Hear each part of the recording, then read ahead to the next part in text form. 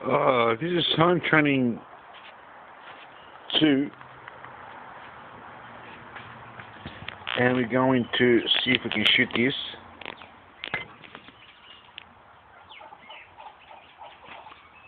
Okay. So then, in the street or in the home, there's the floor. You can do flexibility, which we might show you some flexibility.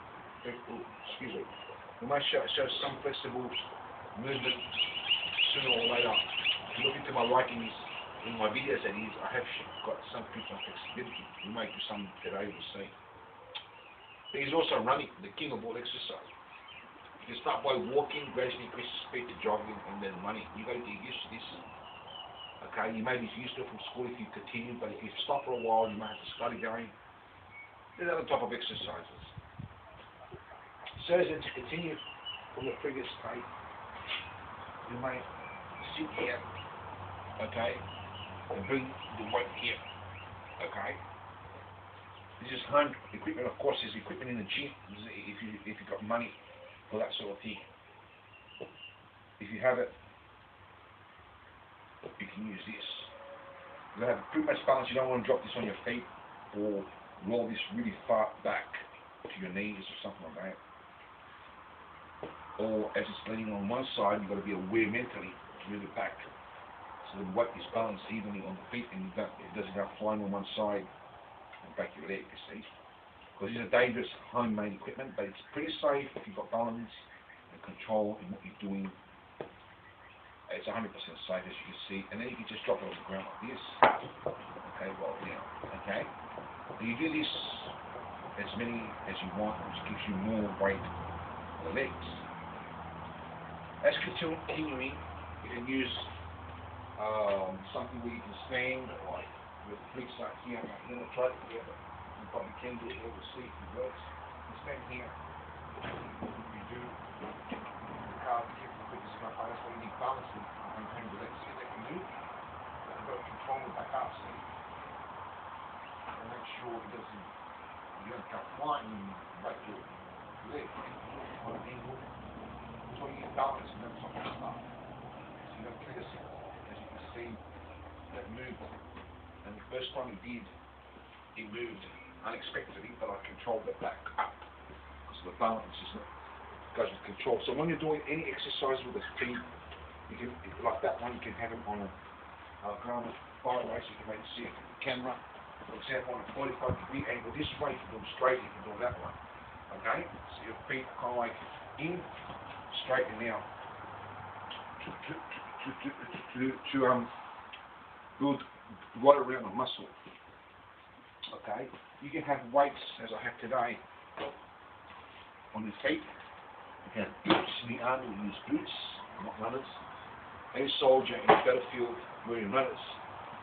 The first sign of water, rain, and the soap. If you get a cold, you'll be out of water. Pretty easy. And a soldier that's ill cannot really function correctly. Boots, proper clothing will protect you. Boots, I go with running. But I use runners too because we went in the army. But I use boots too for that extra weight. They weigh a lot. Not a lot, but a lot more than runners. Give you that extra muscle development and put weights on your ankles. As I said in the previous tape, you can use this. I haven't tried it without holding on, but you probably do it without holding on. We'll see, we can have the weights on your feet, see? And put extra weight. So you're carrying your whole body plus the weight on your feet. Try to do it this way. And this will develop the calves. Come this way, you can move your feet on a 45 degrees, just be careful you don't fall off the sides. And do as many as 50 or as many as you can do.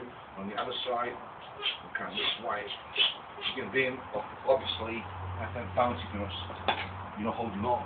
That's the wall to master, but you can do it the other side. Develop the front side of the calves.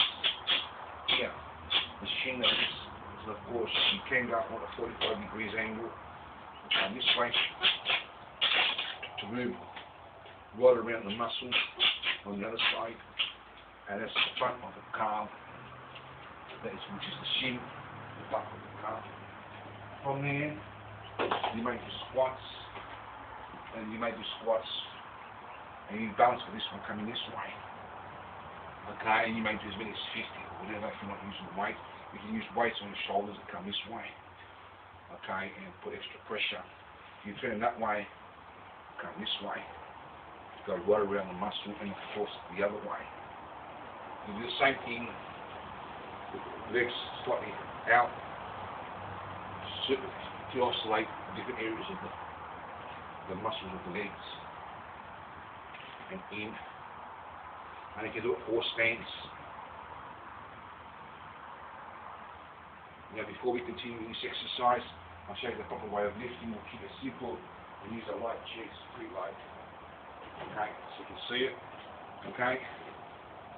In the workforce, they will teach you to lift this, something like this, and straight up, okay? Or more to the point, get a better grip, okay? But I use a little bit of flexibility to pick that, not to the full bar. So that's the way you do it when you're strong for the workforce and haven't got much flexibility, or you may have and you may use that method. But like a piece of wood or a tree, it's very strong, and whether you are or aren't is not relevant, but whether you are or aren't, the muscles can break very easily in your back if done the sudden move suddenly in the wrong way. Like a tree, the wind comes and smashes it. Even though it's the strongest thing that's a living thing, most trees aren't. It can be pulled off the roots and it can actually break the tree, the wind. But a bamboo cannot be snapped. If you're not flexible, you don't use the snap method because you're in a tree category and you're not flexible and you will damage your body. But if you're flexible, you can use the horse stance. If you can do the split like I can, it means you're flexible. It means that you can use this, not if you're not flexible, because you're solid, maybe like a tree, even if you're not flexible like elasticity. A bamboo tree cannot be snapped with the wind. When the wind comes, it just bends. That's the same thing with the human body. It cannot be snapped. The muscles cannot break easy when you're flexible. They still can, but not easy. So by coming this way in a horse stance, when you're flexible, you can do the splits, you can pick it up. Same principle, except you're using the weight on your legs rather than your back.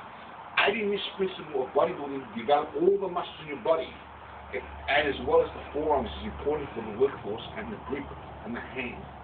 You now, instead of lifting this way, you're putting the pressure on the legs only, without putting any pressure on the back.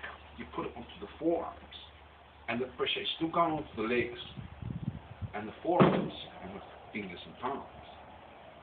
So that way you're not putting any weight whatsoever onto your back.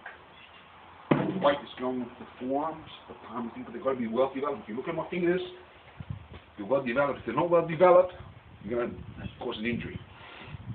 But it's better than breaking the back. It's like a hawk, the grip of a hawk. Hawks can lift any object. In martial arts, power comes from the whole body, not just the arm, but we're talking about the workforce here. For example, a heavy object, as you can see here, we're coming this way, putting pressure onto the forearms and on top of the neck, rather than the back. But you've got to be flexible, strong-minded, and fit. So as you can see, and come in, the pressure is not going, it's kind of going to the back, very little weight on the back. It's going from my forearms and my legs. And still using the same principle of lifting this way, except using the horse stance.